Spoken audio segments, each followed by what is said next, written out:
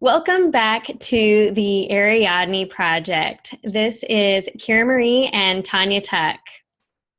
Welcome back, Tania. Hey, thank you, Kira. Tania and I have been working on a series where each week we address a common stressor that is just part of the human experience. And because Tania has a background in education and is an emotional wellness coach, she's being able to give us tools and resources to really identify what is going on with us and to then cope with it in a healthy way. And so each week we've named that Minotaur for what it is, and we're slowly taking down the bricks of the labyrinth and building a life of our own choosing. So thank you so much for coming back again, Tania. No, it's my pleasure. Well, last week we talked about fear and anxiety, and the question that came in from that was that once we identify where a fear is coming from, why is it that we often can hang on to those fears even when we've made this identification? Why does it linger? Why does it still affect our lives in this way? So you're asking why we stay fearful, why we hang on to the fear when we actually found a logical reason why we are fearful of that particular event. Well, usually underneath a fear which we hang on to, it's serving us. And so the question I'd ask yourself is, what is this fear protecting me from? What is an underlying thought or fear that I have? So, for example, you might be fearful of being in public places or at a drinks party or with a group of people that you don't know, and you think of yourself as having a fear of crowds. Well, that's true, but if you identify that and you don't handle it, then maybe underneath that you're actually more fearful about that you're not good enough, that you don't have anything to say, that people are not going to like you. And so it's those things that if you can actually handle those fears or those beliefs that you've got, then you'll perhaps find that the fear that you hang on to doesn't need to stick around anymore, and you are going to get over it. To really ask yourself enough questions, break down the layers of this fear reaction that's going on. Especially if you're hanging on to it. That's the thing. It's if you've already sort of established, oh yeah, I'm fearful of crowds, but actually it's serving me. I definitely like this because I feel safe when I'm not doing these things. And when I actually look at the layer below, oh my goodness, it's very personal. It's very scary for me, and I'm just easier not to do it, So well, this idea of behaviors that serve us, that so many of us will develop various protective or coping mechanisms, maybe, as a child, it served us, but then as we move on, we're stuck in these coping mechanisms. And this actually leads us really well into our next subject of addictions and these escapism kind of behaviors. Mm-hmm, mm-hmm, mm-hmm. Because this is become something so prevalent in our culture. What are your feelings on that? Well, I put your hand up if you've got an addiction. I mean, I know that I do. Do you? Well, no, see, here's the thing. I mean, these days, what isn't something we're addicted to? We're addicted to video games. I mean, there's plenty of people I know that's what they do to de-stress. I mean, we're addicted to our phones, and here's mine. It's right next to me, and I know that that's a current thing. You could have an addiction to shopping or sex, or actually just more traditional thing like drugs and alcohol, because those are the things that we sort of associate with the word addiction. But really, what is addiction? Well, it's a compulsive behavior that you do to get a fix, a kind of escape, a feeling of pleasure or gain. But really what you're you're also avoiding the fact that it's now out of control, that it might be causing pain or suffering for yourself or others, but you still need to do it. So, however, the law, the universal law that's attached to this particular podcast today is the law of relativity, which states that everything that is made real in our world is made real by the comparison to or the relationship to something else. So when we think about addiction, it's a very personal perspective. We're all on a sliding scale of what we do, if we do it too much or too little. And that is then judged by somebody else as, oh, that's now an addiction. Whereas a further person might come along and say, no, that's not addiction yet. They need to do it worse for me to be able to say that's an addiction. So, it's a very personal or relative thing when we think about this. So on that scale, when we realize something's interfering with our lives, that we're in some kind of a numbing out or avoidance, when we can usually realize. Yeah, we can usually spot our addictions when we think, gosh, I'm not in control of this. I need to do this. I'm not choosing to do it. It's a compulsion. Totally compulsive. Yeah. And then we need to actually do something about it. That's the point to intervene. And I love that you bring up that it isn't just, substances that we're addicted to, that it is also behaviors. What are any of these compulsive things that we do? I think technology is one that is coming up on more and more people's radar. I know for me, I was posting a lot of videos on Facebook and doing a lot of my outreach that way. And it was causing me to constantly be checking my phone. It's like, did people watch it? Are they commenting? Are they engaging? And it became overwhelming. It was distracting. And I was getting something out of it. It's like, oh, for every like, I got, it's like, well, that's a little dopamine hit. That's an affirmation to me. That you are okay. Yeah. That it's like, see, I'm worthy. I'm, I'm being validated. I'm an affirmation junkie. So it was totally feeding that. And I actually had to, it's like, okay, this is a point at which I realized it's starting to interfere with my world. So I actually had to do a social media fast. I had to completely turn everything off, and I've really had to be very conscious of how I use my social media, and I deliberately schedule once a month now. It's like, this is my social media fast. I need to remember what it's like not to be attached. Right. I mean, I believe my judgment on other people is that they go out for a meal, they're paying good money to be sitting there, and they're all on their phones. To me, that they should there is that they should be able to control themselves and be really present with the people that are at the table.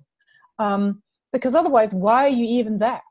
I actually sat next to a girl who, it was a lunchtime, and she was on a conference call with someone on her phone. So she was literally having a great conversation to the person on the phone rather than the person sitting opposite her.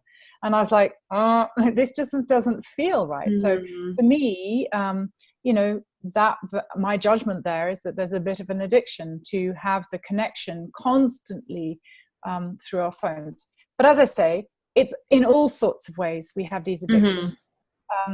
And I just want us to not feel, because sometimes I think we judge people's addictions for the, in quotes, bad ones like heroin or the class A drugs and stuff. And we think that we're immune, but in fact, no, we have our own versions of that, especially if we can reflect on the fact of why we do it. Well, so if we do something to escape our reality, to get that sort of little dopamine fix, as we've been talking about, then the chances are, it's going to be that we're not facing something. And what happens is that behind an addiction, there is usually something that's happened in the past, a depression, you're depressed, you have shame or guilt about, or there's pain attached to something that happened that has caused you to need to have the escapism. I was working with a client who was really, really having a tough time, lots of resentments towards her father, who had already passed away because he had addictions and it caused his liver to pack up and things like that. And she was complaining to me that he was just an 11-year-old boy. And I was saying, okay, so what happened when he was 11? Why do you think he got stuck at that kind of age? She goes, well, funny you should say that. Yes, there was an event where he was with some boys and they had met a further boy who some interchange happened between them all, and that boy died. And it was like a probable accident, but we'll never know. However, it's absolutely clear that this client's father spent the rest of his life escaping that event. And whatever happened in his life was painful. And I just feel that if only someone had been able at that time in the 60s, when people didn't really do this, had addressed this with this 11-year-old and really looked at what really went on and helped him manage his emotions, I believe that he could have been on a completely different path than the one that he was on. And, I know many people who have had addictions, and there's a source, there's a reason. There's something that happened in their past, whether it was that their father molested them, or they actually had the pain of not being able to have a child, and they drank themselves out of that reality, by becoming an alcoholic. So everybody has a source, I think, behind an addiction. I don't think the addiction is the bad guy, even though our society likes to label people as the alcoholic or as the shopaholic.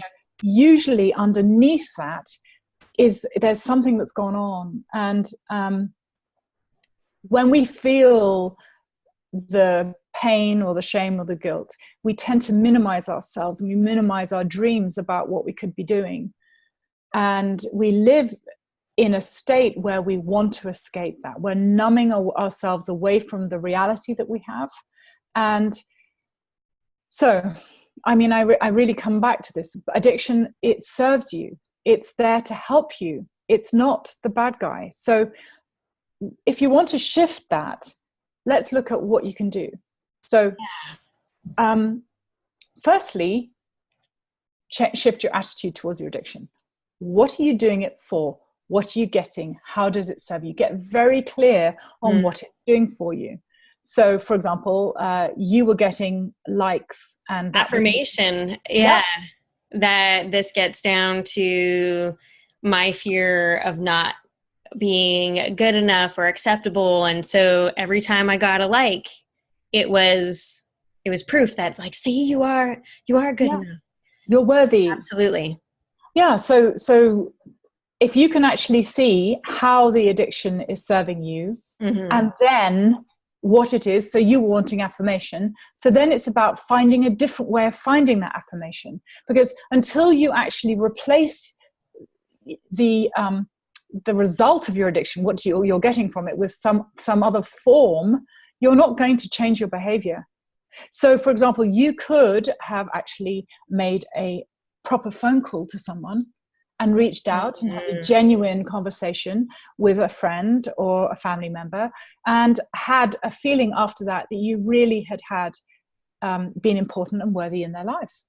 And had a real connection, because it was this point of realizing, it's like, wait a minute, I can get a zillion likes on my video or the thing that I did, but if I don't really have people in my life, that's hollow. And so, okay, so to go get what I need in a Yes.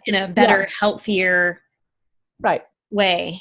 Go to the reason why you're doing it, what you're doing it for. So everyone's different, right? So it could be you're trying to escape the pain, or it could be that you're trying to relax. It could be that you've got a really stressful life and this is what you do. Because I know lots of people have addictive behaviors when they get off really stressful jobs, like they are working in ER or something like that, and they'll have their version of an addiction to just really counterbalance what's been a very stressful time. So it could be anything. You can, whatever you're saying. So say, for example, you have a glass of wine to relax. Well, look at other ways that you know that you actually would relax. So it could be having a bath or taking exercise or doing something like that.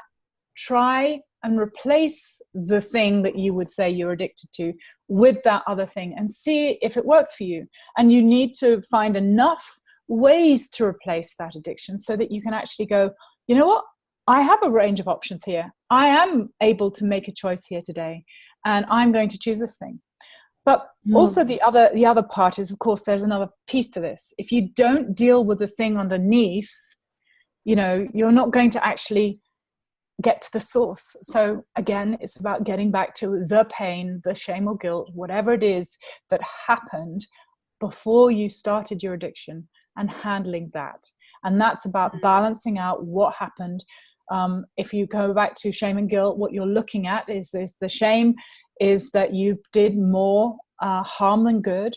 So it's about looking at that event and seeing how it benefited those who are involved. It benefited you, it benefited them, and really seeing it until you can balance that event. So, the law of equilibrium states it's going to be in balance. And then actually you can look at it and see, you can test, how guilty do I feel? Oh, I'm pretty good now. Because what you're really doing is just getting your short-term fix.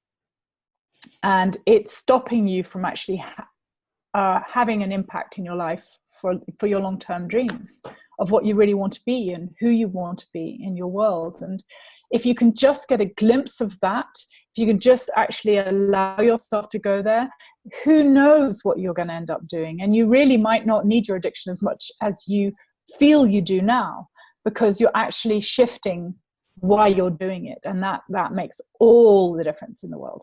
And, I'm a great one for moderation. I believe that there was a great quote someone said is, moderation in everything, especially moderation.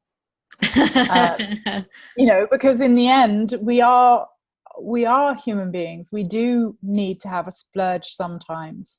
Absolutely. But it's just about having control over what we're doing, and feeling. And you can listen to the feedback that actually, am I in charge of this, or is this running me?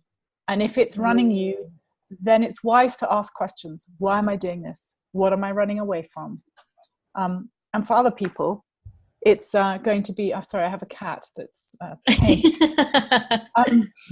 I think for other people, obviously it's got more serious, and probably because there's something really much more serious underneath. There's plenty of PTSD going on right now for all sorts of reasons, and people are finding that there's all manner of reasons, not because they've been at war or anything, that they actually are suffering, in quotes, from something that's going on, and they're using escaping mechanisms to not handle what's happened. But again, I encourage people to get to the source of what's happened, because then you can be free to make choices rather than feeling that you've got a habit that you cannot that's controlling you, which just minimizes how you shine and how we're all here to be our best selves. So how are we doing that? So to really get to the underlying things, that this is just the addiction, the escapism. It's like these are just the coping mechanisms that we use to avoid really, really addressing these deeper things, that it prevents us from naming the minotaurs for what they are. So to really ask ourselves, what is this really about? How it's serving us, right? What it's helping us numb out and avoid. Right. And, all of these different things we've got, our fear, being depressed, having addictions. These are strategies. They work for us. It allows us to avoid something that we're perceiving more pain than pleasure with. We are able to shut down, minimize our worlds, not be accountable, not be seen, because we're safer.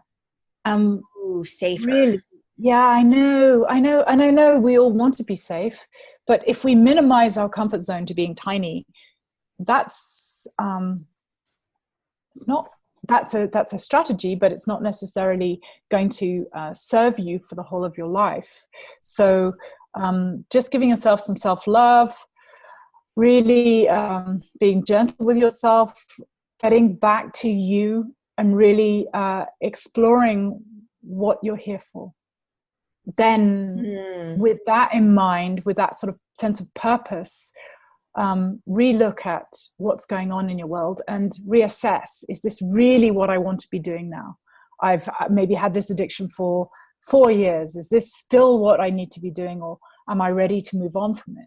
And because you need to have the gumption and the guts to be able to face stuff, and you've got to be ready. And as addictive AA and other things, some people have to get right down to rock bottom before they can actually go, enough, I'm ready to start changing things.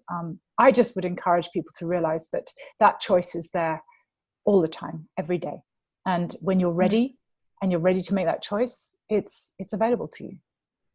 When you're ready to make that choice, that this idea of really being able to add purpose back to our lives, so we don't have to just numb out our world, I think really flows very perfectly into what next week's topic will be. This idea of dealing with low self-worth and powerlessness, because how many people just feel like, well, my life's out of control, and then that tanks our self-worth. That all these things I think are really tied to this concept. It's like, how am I a worthy person? How do I have a measure of control in my own reality? Right. It's so important. And everything is interlinked. So I really look forward to us having that session as well. Oh, I'm excited. Thank you so much for helping us really gain some clarity on this concept of addiction and these escapism behaviors. It definitely gives me another way of viewing my own behaviors. How is this serving me? And so we would encourage our listeners, if you have a particular question on this subject, Tania and I are taking questions, and we will answer that question at the beginning of our next episode. We would love to hear from you. I will be posting in the show notes ways that you can connect with us. Yes. And in addition to that, at the conclusion of our series, Tania and I will be hosting a private webinar event where we will give people an opportunity to ask their specific questions. What is going on with you in your life? How do these things apply to you in your life? And Tania's going to be right there to give you some direct feedback. I'm really excited about this opportunity. This is a resource that she offers to her paying clients, and she's going to be here to have a conversation with us. So we would love to have you along for that as well. Right. And one of the reasons why that's great is because usually the answer for one person is relevant to everyone else. Absolutely. That here we are in community to realize that we aren't here experiencing this life alone, that the reason why we picked out even these specific stressors is because this is part of our common human experience.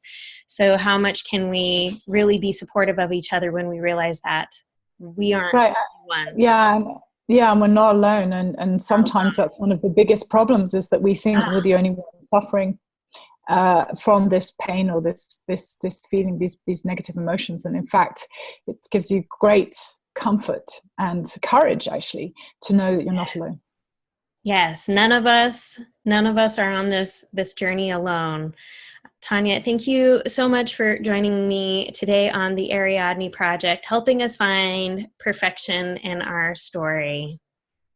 Great. Oh, it's been a pleasure. Thank you so much. Until next time, this is Kira Marie and Tania Tuck, and we will be back next week to address self-worth and powerlessness. Take care. Bye for now.